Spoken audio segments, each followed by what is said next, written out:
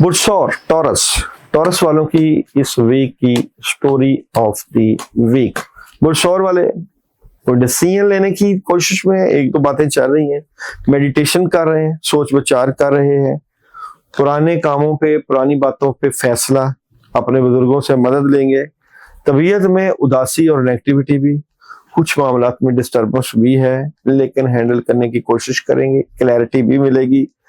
अपनी नींद को भी पूरा करना है, दूसरों को फायदा भी देना है। एनर्जी क्या नजर आती है आप लोगों की? बुधसौर इस वीक की एनर्जी क्या नजर आती है? तो बुधसौर वालों की इस वीक की एनर्जी, अच्छा जी, मुश्किल मामलात बेहतरी की तरफ, बड़ी अच्छी पॉजिटिव खबरें, रूहानियत से फायदा उठाना है, रूहानियत को नहीं छोड़ना।